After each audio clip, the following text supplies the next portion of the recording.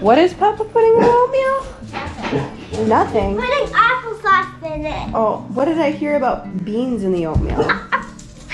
Maddie, get into your dog mode. Maddie, hi. You're so cute. I'll pick. Yeah, get. Oh, you gotta get in the shot too, huh? Oh. Give it to me. It's Mama's. Use Mama. That's not mine. Hey YouTube, so today I am making a double batch of cake mix cookies. So I love this recipe because it's only a few ingredients and it comes together really fast and it freezes wonderfully. Let me show you how to do this. Okay, so what I like to do is I will make a double batch at a time, which is 2 boxes of cake mix, which I already poured in here because literally I decided I was gonna film this video at the last second. So I usually use melted butter in this recipe, but I don't have enough in the house right now, so I'm just gonna use vegetable oil.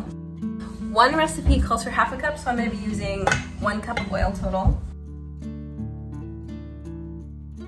I like to crack my eggs in a separate container just because I've never gotten a bad egg, but I've heard enough horror stories to know that I don't want to ruin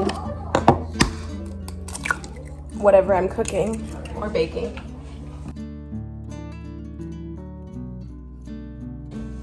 So 4th egg going in. Then I just kind of poke the yolks.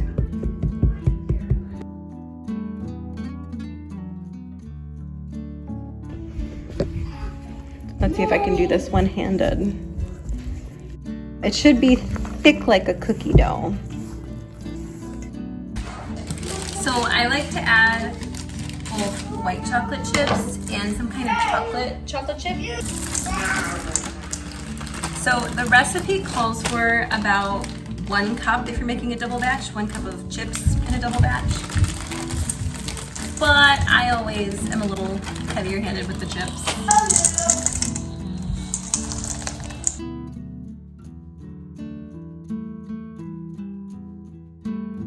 So it has a little bit of a different consistency than like the cookie dough you're used to seeing. It's a little bit more oily or like greasy looking almost.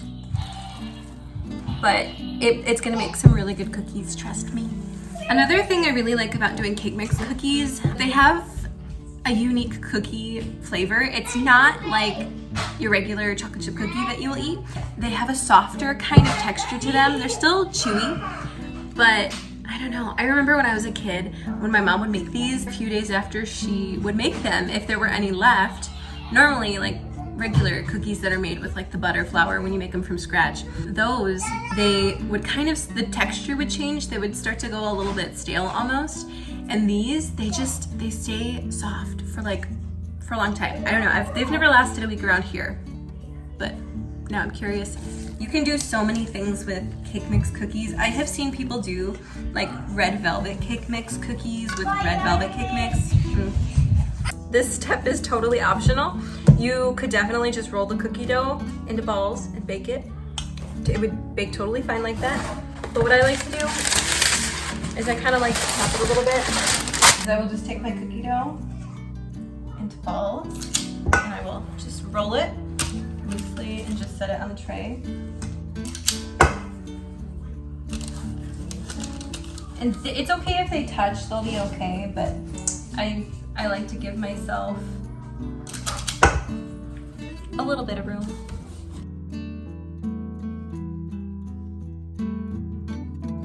So what we're gonna do is we're gonna stick this in the freezer and let these freeze solid.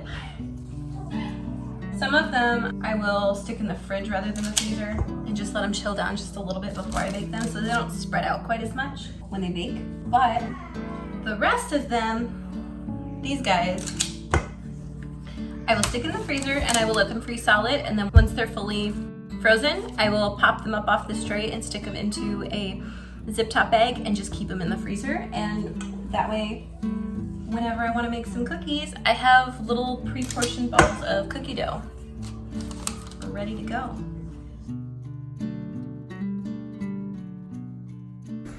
All right, so now we're gonna go stick these in the freezer so that they can freeze solid.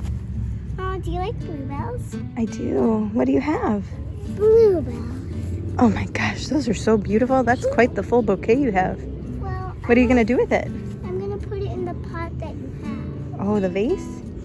glass That would be fun.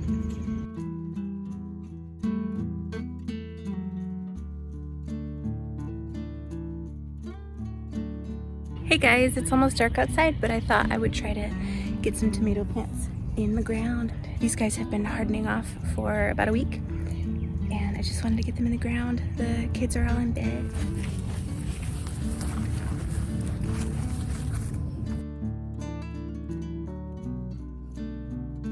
All right, where do you want to go?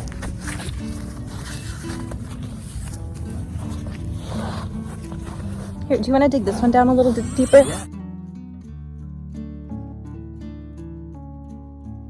Because I couldn't get much deeper with the shovel. More back here. Yeah.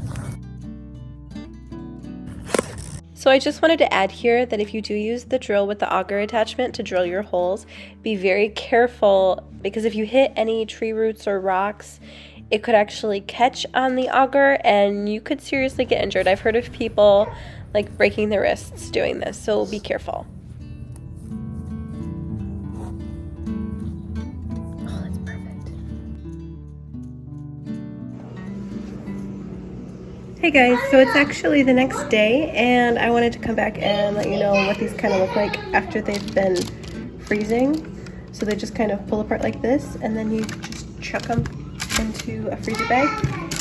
And when you're ready to bake, you just pull them out as you need them, and you bake them at 350 degrees for about 10 minutes. I usually start checking around 8 minutes because sometimes my oven likes to bake a little hotter than other times. So I always start checking around 8 minutes.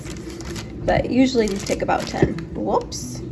So now we're gonna preheat our oven to 350 degrees.